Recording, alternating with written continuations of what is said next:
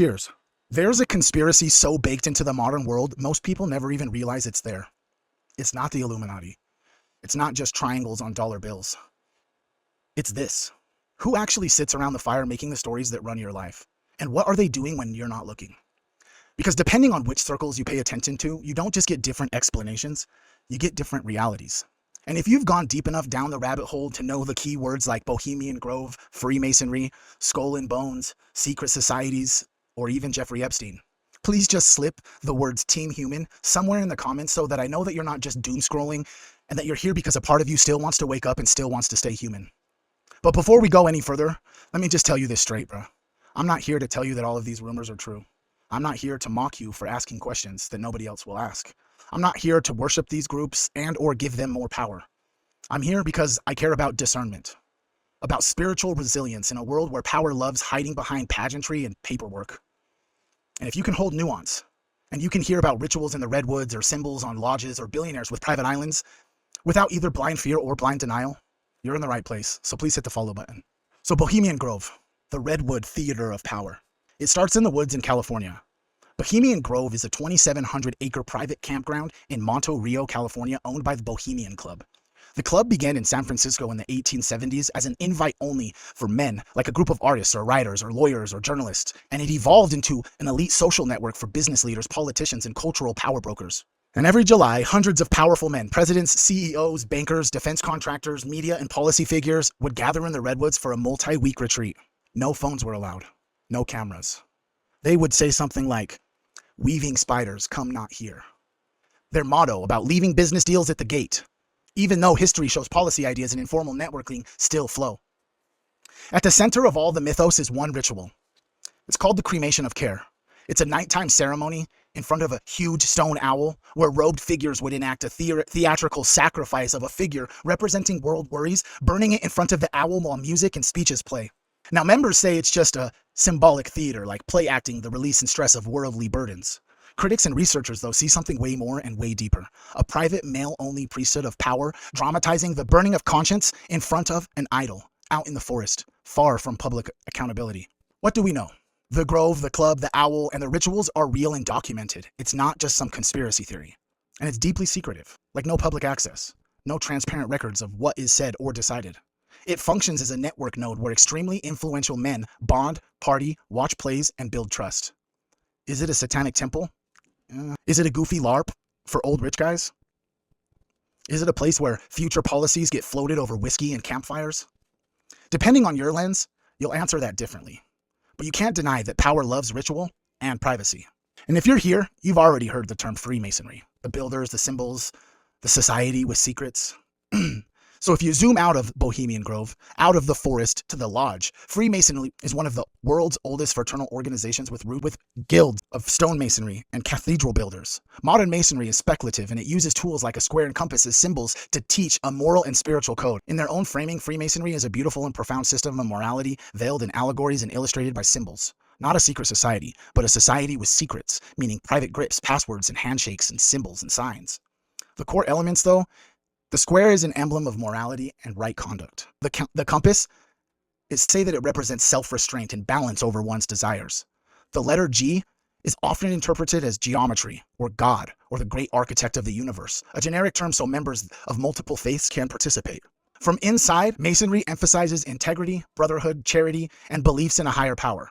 From the outside, though, people see closed-door rituals, oaths of secrecy, overlaps between Masonic symbols, state architecture, and the founding fathers of our country, a long history of Masons in politics and in business. That intersection of symbolic language, influence, and privacy has fed centuries of conspiracy theories. The Illuminati, the one world government, hidden puppet masters. Often the claim goes way beyond the evidence, but you don't need a single globe script for a fraternity of influential men bound by ritual and loyalty to shape culture. It's enough that they know each other, trust each other, and are taught to see themselves as part of higher, more enlightened inner circle. Some of you might have heard, but never have heard at the same time, of a group called the Skull and Bones, or the Old Boys Network. We went from the forest to the lodge, and now we go to college campuses, and we'll see the same pattern. Skull and Bones is at Yale, Order 322. It's a senior secret society founded in 1832. Each year, it taps a small group of students who gain lifetime membership in a tight, secretive network with its own rituals and lore. Over time, members have gone on to become US presidents, senators, cabinet members, CIA directors, intelligence officials, corporate and banking leaders. Some say the Skull and Bones is the Illuminati, and that it controls the CIA and drives a global authoritarian agenda. Scholars and investigative writers tend to land in a more grounded place. It's not a magical world government council. It's a supercharged old boys network that gives a small group of privileged students a private on-ramp into power, backed by ritualized loyalty and secrecy instead of transparency and equal access. So what are the soft motifs? An insular group, intense bonding rituals, lifelong influence across institutions. You don't necessarily need a literal occult pact when you've got a very human pattern. People with shared secrets tend to take care of each other. And now we're going to talk about Jeffrey Epstein. Everybody knows about Jeffrey Epstein, or at least they should. Epstein was a wealthy financier who ran what courts and investigators have described as a criminal operation involving sexual abuse and the traffic of minors, aided by a network of enablers. He cultivated a vast web of connections to politicians, billionaires, celebrities, intellectuals, academics, scientists, doctors, psychologists, the AI tech realm, and royalty all the way across the globe, even after his 2008 conviction of being a sex offender.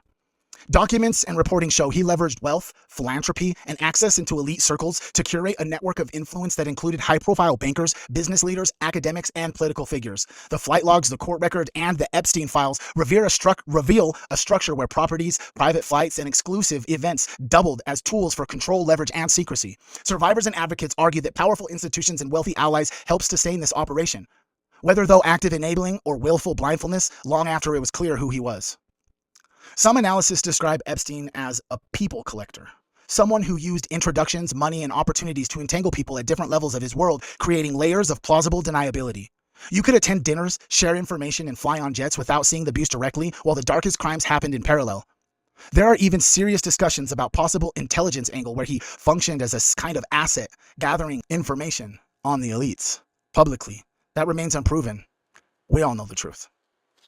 He built a real-world criminal network that looked on the surface just like another high society cluster of philanthropy, finance, and private islands. And this is where the pattern gets really hard to ignore. Elite social clubs guarding privacy, secret or exclusive fraternities binding loyalty, high net worth networks shielding a predator because he still had value. Different names, different aesthetics, the same structural logic though. And this is why it matters so much to me, and it should matter to Team Human. You might be asking yourself, why does Bohemian Grove, Freemasonry, Skull and Bones, and the Epstein network is so important that we have to talk about them all in the same breath without collapsing them into one like cartoon villain?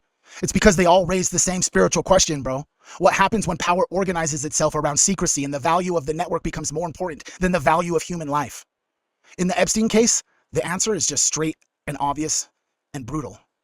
It's a trafficking ring that targeted minors. It was shielded for years by money, status, and institutional complicity.